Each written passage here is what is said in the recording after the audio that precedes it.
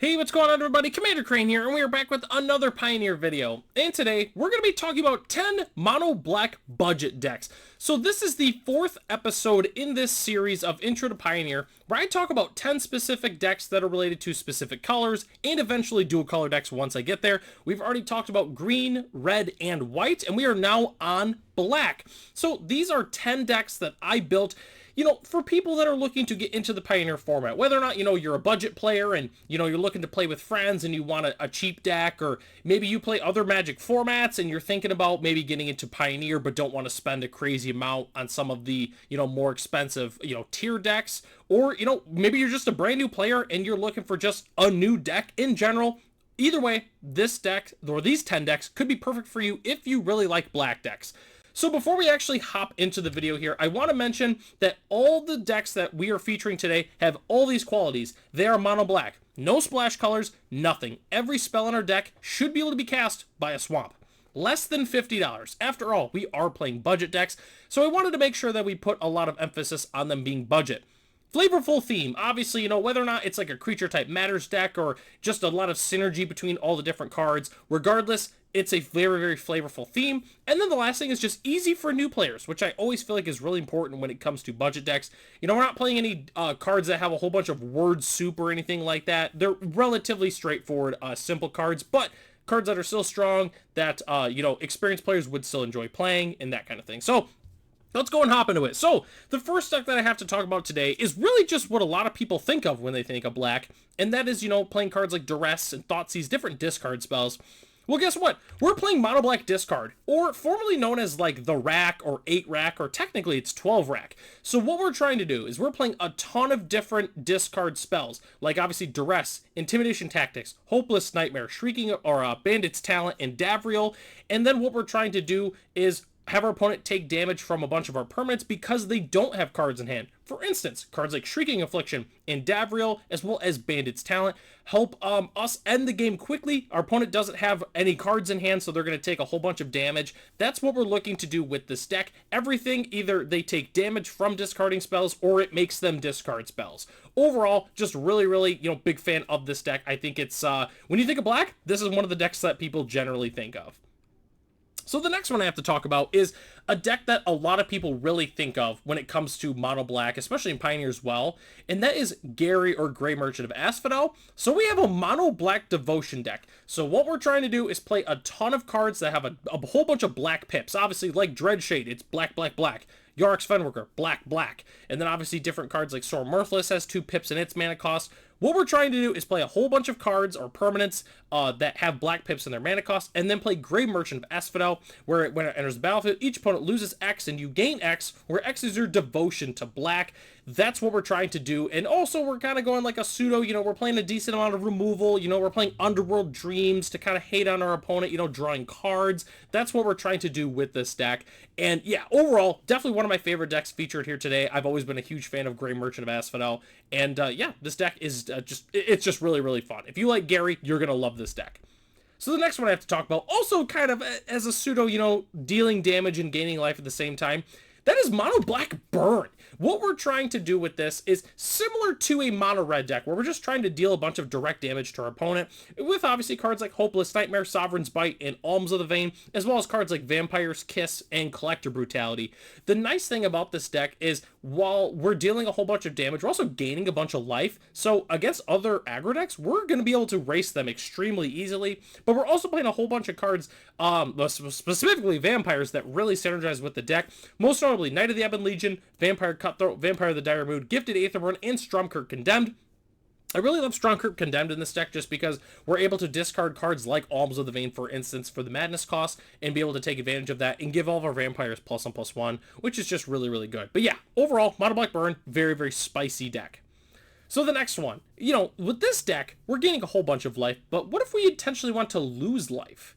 Well, that's what we're doing in this deck. Mono Black Shadow obviously takes, you know, its name from a card like Death Shadow, where the creature gets -X/-X, where X is your life total. Well, we're playing a card like the Last Ride and Scourge of the Skyclaves to take advantage of us losing life and then being able to end the game with some really, really big creatures. We're playing a whole bunch of just really good 2-drops like Misery Shadow, Caustic Bronco, as well as Tenacious Underdog to kind of help, you know, crew the Last Ride, but also just be really good, you know, tempo-y threats. And then we're also playing Gix, Yawgmoth's Praetor, to help draw some cards selectively. You know, we can choose when we want to pay the life to draw the cards. And then we're just playing Duress, Fatal Push, Bitter Triumph, and Sight and Blood specifically to help us lose some life, but also keep up the tempo, keep the card draw going, you know, keep the board clear. That's what we're trying to do in this deck. So yeah, Mono Black Shadow, definitely a very, very spicy deck that I've shared with you today. So the last one I have to talk about that's at least a non-Kindred deck is this one, Mono Black Marauder. What we're trying to do in this deck is essentially mill ourselves with cards like Stitcher Supplier, Gnawing Vermin, and Undead Butcher. And then we're trying to play a bunch of creatures that normally cost, you know, 6, 7, 8 mana. We're trying to play them on a significant discount. So we're trying to fill up our graveyard, and then we get to play cards like Hollow Marauder, Huskburster Swarm, as well as Writhing Necromass to really just put down a nice big fat creature for very, very little mana. That's what we're trying to do in this deck. It's pretty simple. It's mono black, mill ourselves, play these big creatures, and profit. That's what we're trying to do with this deck.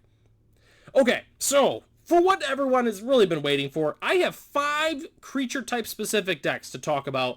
People always really love these decks, understandably. They're really, really fun to play, really, really fun to brew. And the first one I have is arguably the best of the bunch.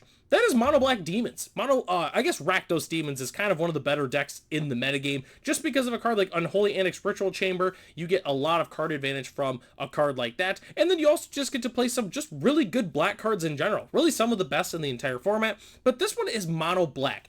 The core is still the same. You know, we're playing cards like Blade of the Oni and Gifted Aetherborn and Graveyard Trespasser. We're playing the Unholy Annex. But I really went all in on the Demons with 4 Desecration Demon and 4 Archfiend of the Dross. And then at our top end, we are playing 2 copies of Invoke Despair, which is absolutely backbreaking for some decks. I mean, if we're already ahead and our opponent's low on resources, and then we hit them with this, the game is pretty much over. So, huge fan of this deck. It's just Mono Black Demons. It's just black mid-range, play Unholy Annex Ritual Chamber, start playing some big demons, and end the game quickly. So the next one I have to talk about is Vampires. After all, it is one of the creature types that, you know, when you think of black creature type decks in Pioneer, or really just in Magic in general, Vampires is definitely one that comes to mind for a lot of different people, and rightfully so. We have a lot of good early game creatures like Knight of the Ebon Legion, Gas Guzzler, and Bloodghast. We have some really excellent lords like Markov Baron, Drana Liberator of Malakir, which kind of acts as a pseudo-lord, and then we also have a card like Sanctum Seeker, which can potentially end the game without even having to deal combat damage, which can be really, really sweet. So yeah, this is just your traditional Vampire go-wide aggro deck that just plays really just the best of the best for the most part in Pioneer. So the next one, this is the deck that everyone loves. People love it when I post these decks on my channel, and that is Zombies. Mono Black Zombies. Guess what? We play a bunch of zombies, we turn them sideways, we have a whole bunch of really good lords, a card like Liliana Untouched by Death to kind of help us, you know, through the late game a little bit. Just overall, it's zombies. Huge shout out to Champion of the Perished. I think it's the best card in the deck, and it's not even particularly close. It's also really good with Lazotep Reaver. It's a 1/2 for 2. When it enters, we make a zombie mass token, so that way Champion gets 2 counters, then we play a Lord, all of a sudden our board is just absolutely massive, and then we're ending the game quickly. And again, we get that little bit of late game reach with a card like Liliana Untouched by Death, as well as Headless Rider. But yeah, Mono Black Zombies is awesome. But what if I told you this isn't even the only zombie deck that I'm here to talk about today? I also have a very, very sweet zombie reanimator deck that I also featured on our channel not that long ago. So it's kind of like Mono Black Marauder, where we're playing a ton of different self-mill cards like Stitcher Supplier and obviously Corpse Churn. But what we're trying to do with this deck is play Zombify and Deadly Plot, which not a lot of people actually know Deadly Plot is in Pioneer. So it's 4 mana, you can either destroy a creature or Planeswalker, or you can return a zombie creature card from your graveyard to the battlefield tapped. So we're trying to return a card like Cemetery Desecrator or Lotlith Giant to play and just deal a whole bunch of damage to our opponent. That's what we're trying to do with this iteration. Obviously, there's still a little bit of the whole, zombie going wide kind of thing, but we're really just trying to reanimate a really big zombie and end the game quickly. So definitely a very, very fun, different approach on zombies. And the last thing I have to talk about is a black creature type that I've probably lost to quite a bit in my early days of playing Magic, most notably against my dad, because he really loves rats, especially Pack Rat. Pack Rat, it's the best rat in the game. You can argue with me about it if you want. Pack Rat is the best. It's not even close. But we're not just playing like a Pack Rat deck with a whole bunch of like rat colonies. I wanted to take a little bit different approach on this one. So with this one, we're playing 4 copies of Burglar Rat and 4 copies of Nezumi Informant, which makes our opponent discard cards. And, obviously we're playing the 4 copies of Duress on that too. So we're trying to hate on our opponent's hand a little bit. Then we're playing just a whole bunch of really good value rats. Obviously 2 copies of Lord Skitter Sewer King, 4 Persistent Marsh Stalker, which is kind of like a pack rat where it does get bigger, but with Threshold we can bring it back into play, which is pretty sweet. And then we're also playing a card like Tangle Colony, where if it is dealt damage, we get to make a whole bunch of extra rats on top of that. Piper of the Swarm is not a rat, but it does give all of our rats menace. Just overall, this is a really, really fun deck to play, or at least build, and I'm really excited that I was able to feature a rat deck, because after all, rats are just really, really cool. But yeah, those are 10 decks that I have featured, and let me know in the comment section below if you do end up building any of these decks, or if you already have one of these decks built, just kind of in a slightly different iteration. Just let me know about that in the comment section below. And that's all I've got for you today. Thanks so much for watching this video. The deck lists are in the description below if you'd like to check them out for yourself. Huge shout out to our channel members, Ralph, Matt, Arcadius, Ray, Gary, Sarwanoki, Michael D, our premium channel member, The Common Cold, Jeremy P, and BG Stilts. If you are interested in being a channel member, it starts at $1 a month, and you get access to the exclusive Commander Crane Discord, as well as other features here on the channel. So, I'm Commander Crane. Thanks for watching this video, and hope to catch you in the next one.